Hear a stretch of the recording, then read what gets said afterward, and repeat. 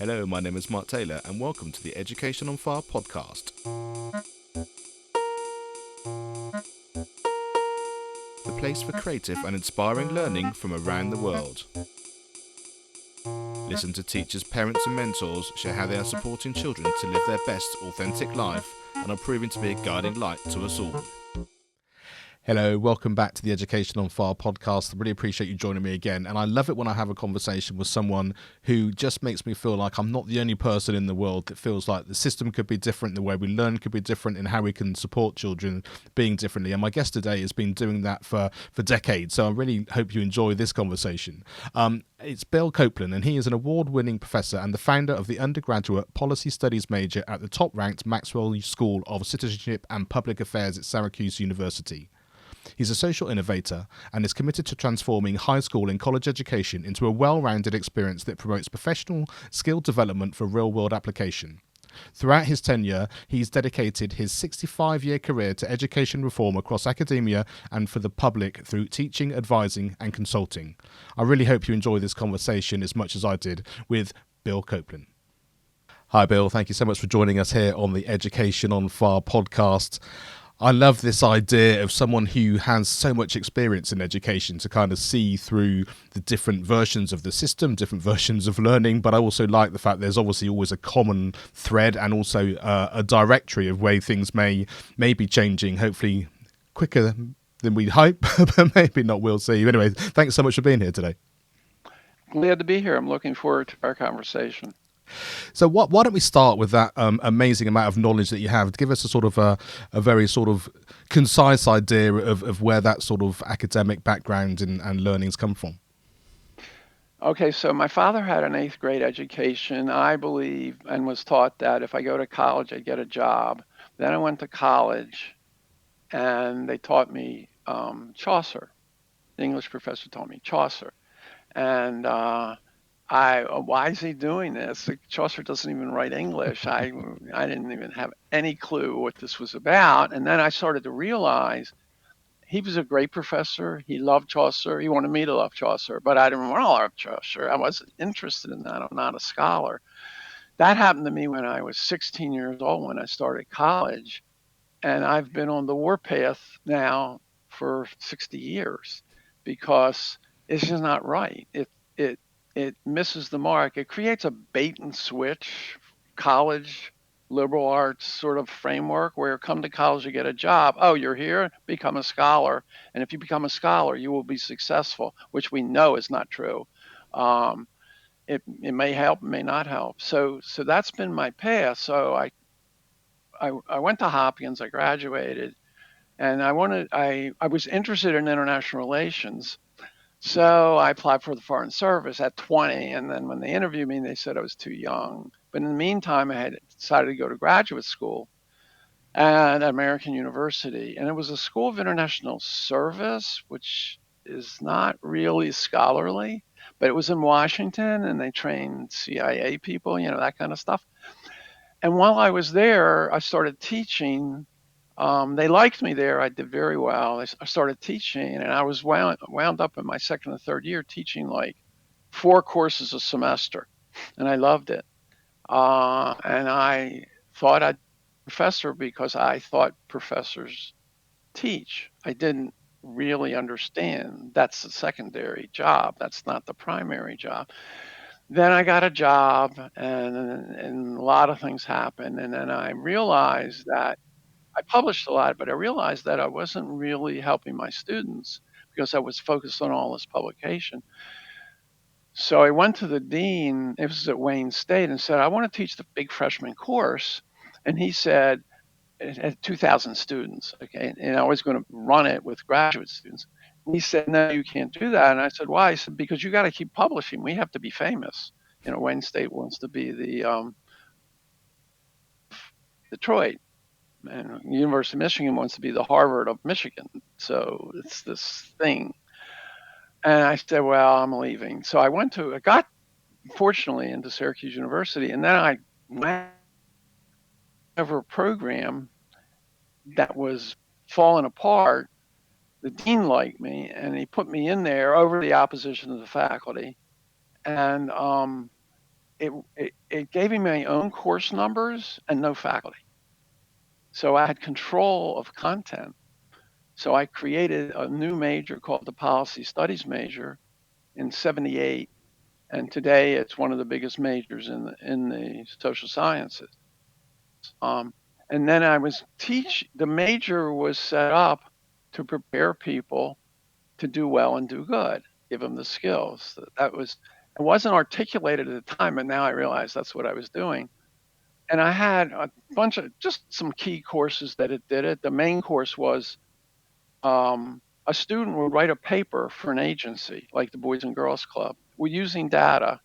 Then that would be the student could then say they were a consultant to the Boys and Girls Club. So that goes on a resume. They take the paper with them for a job interview, and frequently they would get the job. And by writing that paper, they were consultants. So they were learning all these life skills, professional skills. And that's what the major is. And it's attracted fantastic students. Then I started getting into the K through 12 system, and especially high school. My course was taught in 50 high schools around the state, and in New Jersey, Maine, and Vietnam. So I trained teachers. But I got into high school, and I wanted to fit schools so that students got skills, so they either didn't have to go to college or went to college. Either way, it was going to help them. And I started running little things. And right now I have a program where my undergraduates go into various schools in the city of Syracuse and run skills exercises. The first one is typing word per minute because they don't teach typing anymore in schools. It's beneath them. So, and they would run different things like people skills and how to make a presentation. So they go into the high schools. We're gonna hit 500 high school kids this year with my students. And then an alum got a hold of me and said, "We gotta. You're famous. You're wonderful. We got to make this national." And I said, "Oh, okay, whatever." So we're forming, and we have a company now that provides our exercises, but it mainly provides consulting. And we're just getting off the ground. So I want to revolutionize K through 12 education, and my revolution is already underway. I don't know. Am I going to? Is this too convoluted where I'm No, going? absolutely. It's fantastic. I'm really sort of loving this journey and the sort of the web that you're weaving. So now, how can I get high schools to run skills exercises?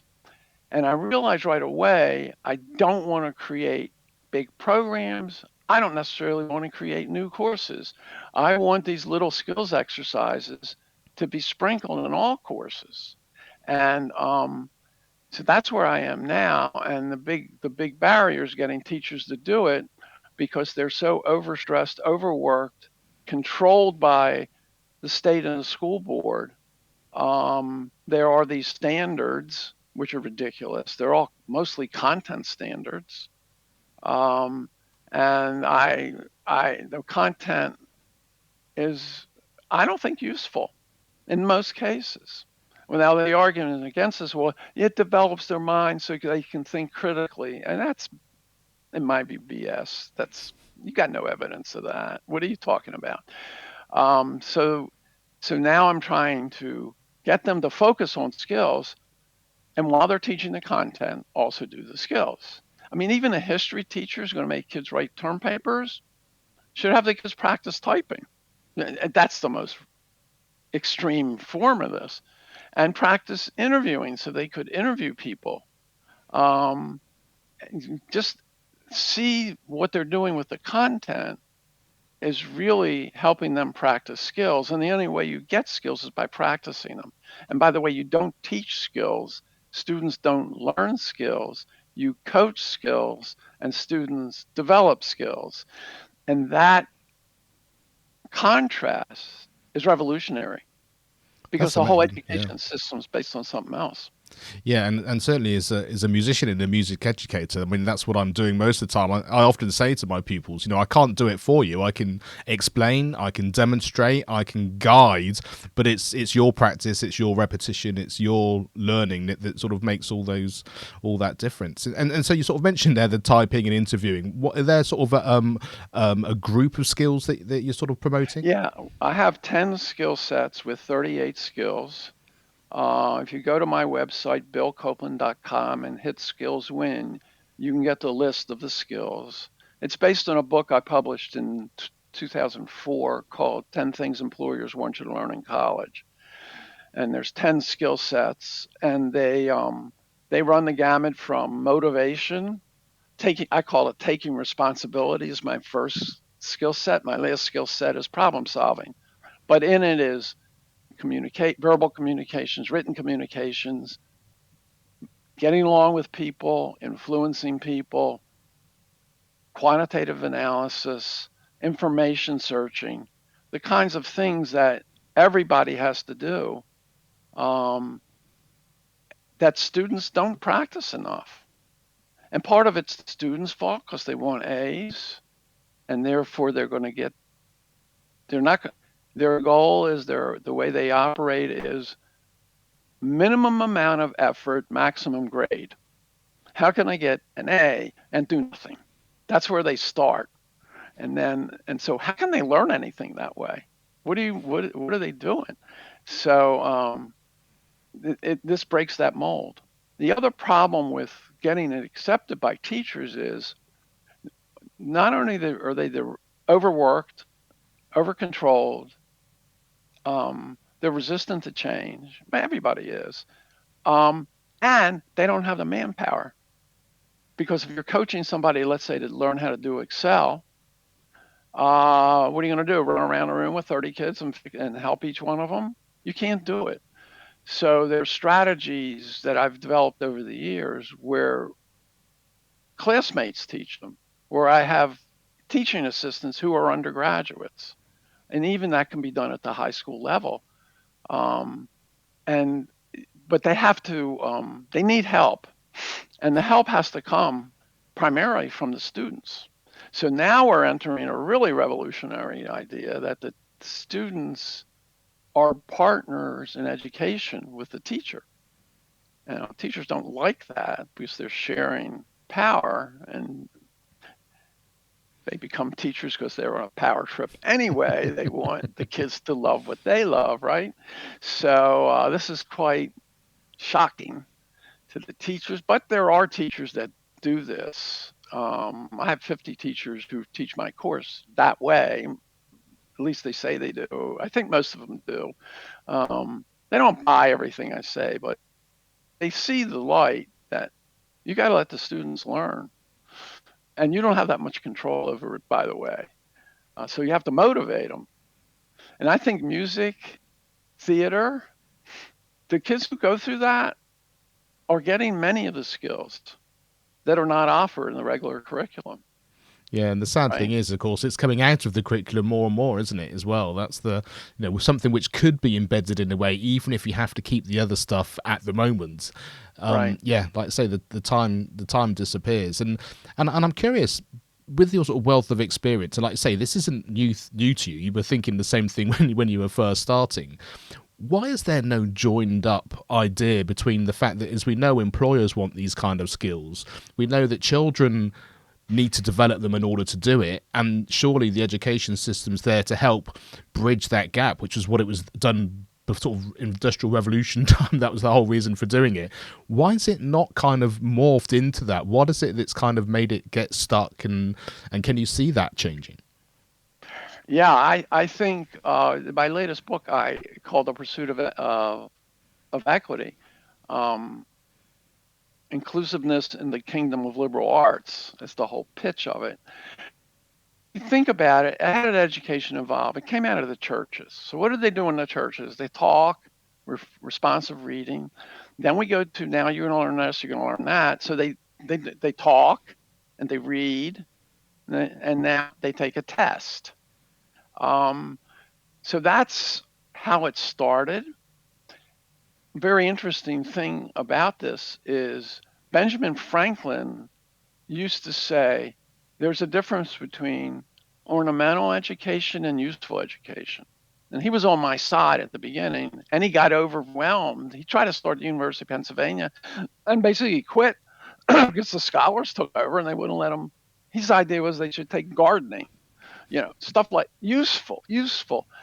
So what happened was then there became a struggle between the useful people and I call them monks. There's a struggle between the monks, and it's really elitism because the monks won, and it came down. And there were times and fights throughout the history of American education, probably everywhere, between the useful and the ornamental, and the ornamental won. Then you had college come in, which was originally set up for rich kids as a finishing school. That's what Franklin used to call it, Harvard, a finishing school, where he said they didn't really finish them very well, but came in and beat up the people who wanted the vocational. And this went on since the 19th century. And then universities transformed from educational institutions to research institutions because the Germans developed research universities, and somehow the elite schools picked that up. And then the faculty now did it because it was a way of making more money through research, through publications. And so now we have the establishment coming down through colleges. And anyway, all the time people are saying we got to prepare our kids for skills and also citizenship. Like one of my examples is, our citizens need skills. And the people say, no, they need to understand the founding of our country and blah, blah, blah, blah, blah. Well, no, that's not going to make them assess some politician's babble. That's not going to help. What's going to help is can they detect nonsense? That's one of my skills, detecting nonsense. That's going to help them. So I see it both for citizenship and career. And then the other thing that came in is the view that teaching kids skills for the workforce supported capitalism. And teachers in general are on the left, not big friends of capitalism. Why would they be? They don't get paid what they're worth. So there's a bias in there. And here we are today where they're fighting over Black Lives Matter versus patriotism, where it doesn't mean anything to anybody who's in school, to the kids. Yeah, some kids may get sucked into it, but it's minor. So I don't know. I'm sort of rambling here. So the intellectual elite won. However, they're losing now because the kids won't put up with it. The parents won't put up with it. The politicians are starting to realize we can't put up with it. And then you have Google and AI destroying the whole idea that you're transmitting knowledge, that the purpose of a curriculum is to transmit knowledge. And by the way, the knowledge you try to transfer is so expansive and so big, nobody can do that, except for some, so the whole thing is just absurd, but it's transforming. The other thing is authority has vanished in this country and in the world. The kids won't play the game. The parents won't play the game. The teachers can't get the respect of the students because built this generation is this very negative attitude towards authority. And that sort of underscores the whole thing. Technology and the decline of authority has reduced the appeal of the old curriculum. And then if you look at what's going on in the schools, um, project management courses, problem solving courses, there's a lot of SEL, which is, oh, I'm not going to remember it. It's sort of helping kids cope with their lives and be good people. It's sort of general life skills. There's a movement in there. There's been a lot of it's been written into the curriculum. Well, that's not academic, not traditional academic. That's anti-academic, and just intellectually, there's been a lot of writing about this, and the teachers are changing. And even all that doesn't mean anything because authority's gone, technology's gone. The only way somebody can survive in today's world is to have skills, soft skills and hard skills. And I guess there are people, like say, because of the way the global information is changing and people's experiences from such a young age, you kind of realise that very quickly. And so I guess that's why, like I say, there's lots of kids who are really disenchanted with their learning and completely feel like it's not worth it, because not only do they think and feel that's the case, but they can see other people in that situation across the world with other opportunities, other situations. And I think because you can learn in so many different ways, then you can kind of take control of that. And if you're half smart enough to think, do you know what, I can see how my life can progress and how I can do what I love and what I really enjoy and actually be valuable to people and give back, then you start to get that momentum going about, actually, I can see my life starting to develop here in a completely different way than they would have done even just a generation ago. Yeah, I agree with you. I mean, there's still a lot of students and their parents who want to go to Harvard because then they'll have a happy life. That's what they think is going to happen. And so they are controlled by the grade system and they're putting up with it. But they're holding their nose while they're putting up with it. They're not happy. Mm. And then, the bottom line question is, why do I have to learn this? So if a 5-year-old asked me this, I would say, just learn it. 10-year-old, oh, just learn it. After that, you can't get away with that. When they're 15, you can't get away with that. And it's the teachers know it. I have one of my students was a teacher, and she was teaching math to ninth graders, and pretty fancy stuff. And some kids said, "Well, why do we have to learn that?" And she said to me, I didn't know what to tell them. I didn't know what to tell them, and so she basically quit because she didn't want to be teaching what the curriculum requirements were. And then you all have these professor associated, the math association, the English association. They're all pushing their stuff down on the high schools. Um, I, I I'm not happy with those people. I think that's wrong and evil. I think that's evil.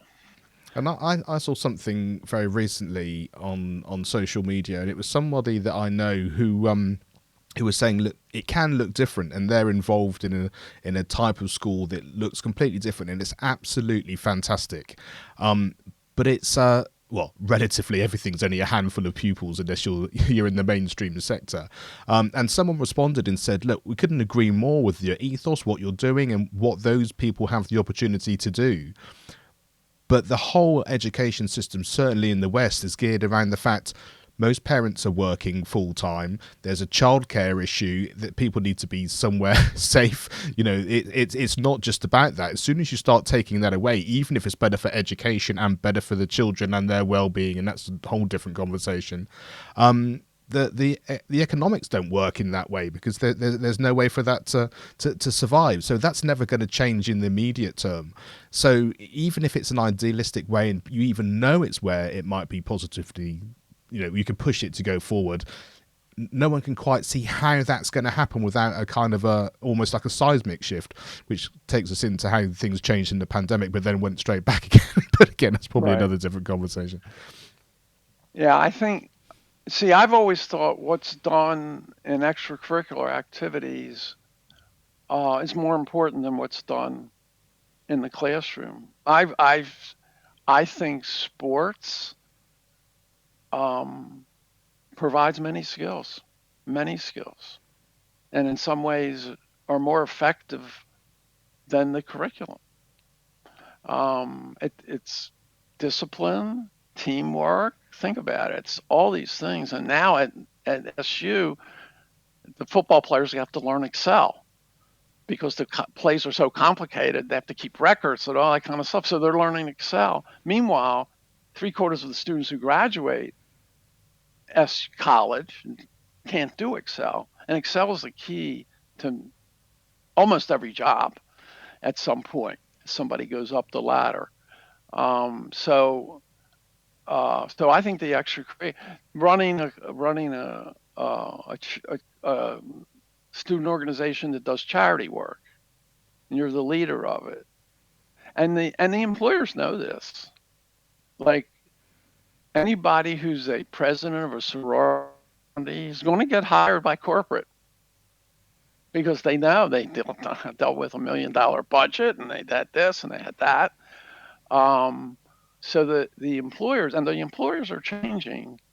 They're starting to think, well, degrees aren't necessary. And then, and of course, they're saying that, whether they really do it or not, I don't know. So it's experience is the teacher Yeah. for skills. And I think for me, this always reminds me of kind of sort of my job as a parent, but sort of my role in that sense of there are some things you can change. There are some things we might like to change, but we're not in a position to do it. But we're able to Right. sort of share this out. And, we try to keep a broad sort of extracurricular enjoyment in clubs going. We know the system and the school is like this, and even if you don't like it, there are ways around it. You take it in the way that you can, you give what you can, you focus your energies as best you can, like say, with that knowledge of where you want to go, how you want to do, what you want to learn, and what you then want to be able to share with people. But that's then also hoping that sort of the adults in the world of any child can actually give you that sort of 360 idea, so that individually you can make the best choices you can, like say, whether you're at whatever age, 5, 10, 15, and like I say, because that conversation is going to change as you grow up as well. No, I totally agree with you. And if you're from a poor family and your parents aren't home because they're working or whatever, um, you're not getting that part of the education. And then so for example, then the Boys and Girls Club becomes a refuge for some of those kids who basically get a lot of support, but the majority of kids don't go there, Yeah. and also you have to. I argue that somebody who goes to the Boys and Girls Club every day for about 10 years, that kid's going to be successful. That should be, that kid's going to be successful. And like Denzel Washington attributes the Boys and Girls Club to his success because it's structure and it's skill building. Everything's is about skills. I think everything's about skills. So, And so I'm really curious, even after all this time in the university sector, in the education sector, you still seem very positive in sort of pushing for this. How have you sort of kept your sanity, your positivity, your sort of enthusiasm to be able to do something different, to share something different, without being sort of ground down by the system, as it were, which I think lots of educators would sort of feel is where they are at the minute. I think I've been very lucky. When that dean gave me the control of that program, I could do my revolution, and nobody really bothered me because, frankly, they didn't really care. And then the students loved it. So I think that I've been very, very, very lucky. Um, I just something about forcing people to go to college and then not giving them what college provides. It drives me crazy. It still drives me crazy. Me crazy when I was 16. It's still driving me crazy. And then I had no idea about what professors do. I thought they taught. And I mean, they do teach, but it's not their primary goal. Mm. And by the way, because of the PhD system, They tend to not be very good at it because they're into the PhD tribe, which is talking to each other about esoteric things. That's what they do. And then they try to talk to the kids about esoteric kids, and the kids turn off, and then they hate the kids. So it's bad. But that's what drives me. I was lucky, plus I guess I was mad. But I don't. I also believe action is more important than talking. I like doers, not thinkers. So my interpretation of research and learning is to do stuff and find out things, not to go read what people wrote about it, which they wrote to get promoted. I published a lot of stuff like that. Nobody ever read what anything I wrote. I was given rewards and things, but like there was never a discussion, and so I didn't find it very useful. And so I used to teach PhD students. I stopped doing that, but I wanted to go after undergraduates because I do think people between 16 and 20 need something. Now I know there's a lot of older adult undergraduates, and they're treated the same way, and they're usually not happy because they have to go through the core again and go through all this stuff again. And the program's actually been adopted by the College of Professional Studies of Syracuse University and is online, where it's all about skills. And these are adults who already bring some of the skills to it, but now they're getting more skills, practice, and I think that's going to grow. And it's different than what's generally offered because it's so hands-on, skill-based, experience-based. So it's also rewarding to see this stuff happening. And I guess you're asking me what's motivating me. My goal is to help every student reach what they want to do, not necessarily their potential. I don't even know what that means, but are happy. And that gives me great pleasure when I get my little emails from them saying, I hate to tell you this, Coplin, but you were right. I should have done this. I should have done that. That's a high for the day, Yeah. right? And that keeps me motivated. Yeah, and that's why I love these conversations, because, like I say, the action's important. To hear somebody like yourself with all your experience and the fact, like you say, you've gone out, you've created something, you're able to share this, people are doing it, they can go and find out more about you. Like you say, they can find out about how they can use the things that you've done, the program, get involved with that as well. And that, I think, is what I love, because it means that there is a next step. It's not just about, let's talk about this all day and then tomorrow I'll go back and do what I was doing before. It's always been about, how can I take that, if it's action, if it's a philosophy, a way of learning, a way of teaching, whatever it is, that if you can either do it in a small way in your class tomorrow, as it were, or at least take it to your senior leadership and say, look, this is out here, this is possible, and I'd like to do this, can you support me to do it? And even if it's a no, at least there's maybe another way around to find it. You don't have to just sit there and go, oh well, here I am for another 10 years. It's probably not even good to ask for permission. Just do it. But make sure you have tenure. Make sure you have tenure. That's what I tell the teachers. Once you get tenure, keep them away from you and just do what you think the students need. That's what you need to do. You do what the students need. Yeah, and just play the game so they stay off your back. Yeah, and that's great advice as well, isn't it? Even for any student as well. Let's say, play the game, understand it, put it in, and find the skills you need and to put that through. So yeah, brilliant. As we know, the acronym FIRE is really important for us here at Education on Fire, and by that we mean feedback, inspiration, resilience, and empowerment. What is it that strikes you when you hear those terms? Well, I like all of them. So I can say feedback. When I do something in class, I want to hear what the students say. And I have undergraduate teaching assistants who took the class the previous semester. So now they're in the class and they each have a little group. And basically they tell me what to do. No, that PowerPoint's too long. You got too much stuff on that PowerPoint. Get rid of half of it.